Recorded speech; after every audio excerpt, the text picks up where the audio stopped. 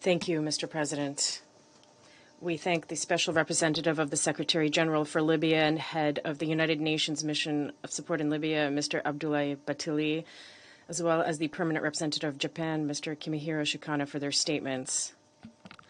We have also listened closely to Ms. Abir Imena. The dynamics of the developments in Libya do not give us much cause for optimism. The country continues to have two competing governments. The prospects for overcoming the protracted internal crisis, unfortunately, continue to appear dim. We call on Libyan leaders to put aside any possible differences and work together to ensure comprehensive security and a definitive normalization of the situation. We firmly believe that this meets the objective of achieving lasting peace and stability throughout the entire North African region, which continues to suffer from the consequences of the tragic events of 2011.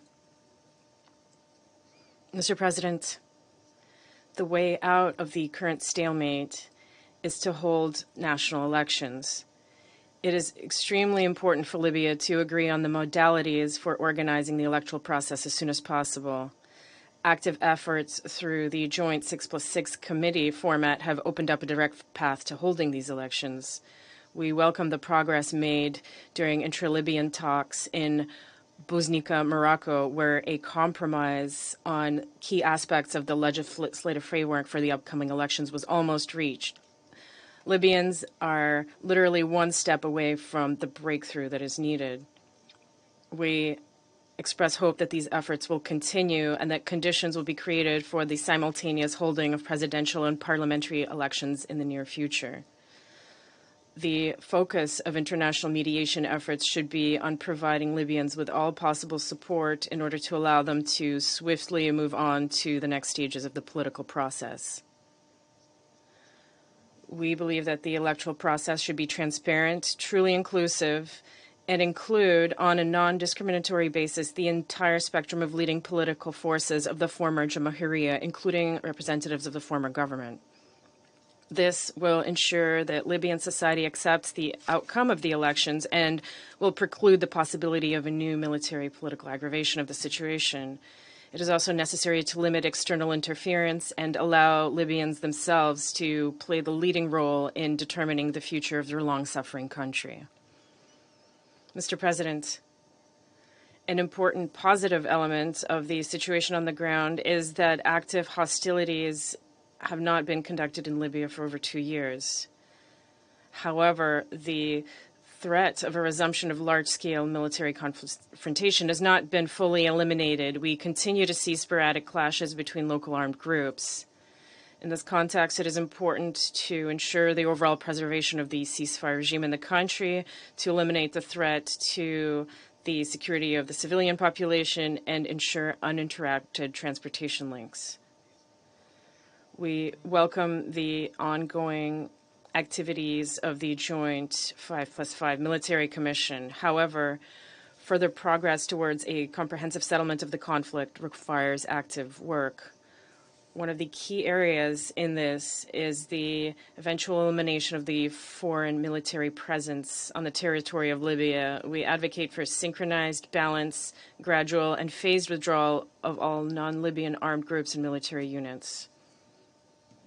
Mr. President, we believe that giving new impetus to the political process requires the conscious desire of key Libyan stakeholders to come to a reasonable compromise under the auspices of the UN and UNSMIL, which is its most important instrument in Libya, with the consolidated support of the international community.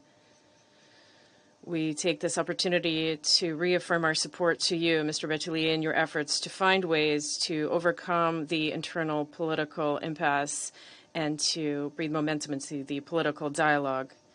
In this context, we consider any unilateral initiatives, including those aimed at creating formats to support the settlement without the participation of all influential international and regional players as well as Libyans themselves, to be counterproductive. An Operational coordination with members of the Security Council also takes on a special role at this decisive stage. We emphasize once again that our country stands ready to work constructively with all interested parties. Mr. President, at the current stage, which is critical for Libya, the main objective of the international community, in our view, is to further encourage the leaders of the country to maintain and build on the positive trends of recent months. We cannot allow Libya to turn into an arena of confrontation between external forces that are working to entrench the split within the country and exacerbate instability and chaos. In this context, the double agenda of our Western colleagues is obvious. Their goal remains the same as before, not a long-term settlement, but rather providing resources for their own economic needs at the expense of Libya's hydrocarbon resources.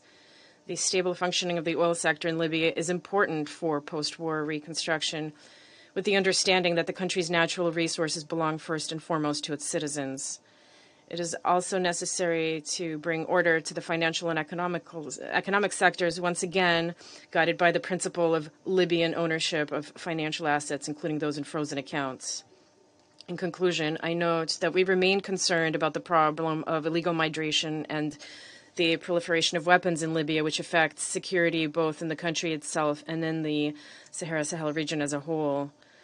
We trust that there will be more effective inspection efforts off the coast of Libya, which must be carried out in strict respect for international law. I thank you for your attention.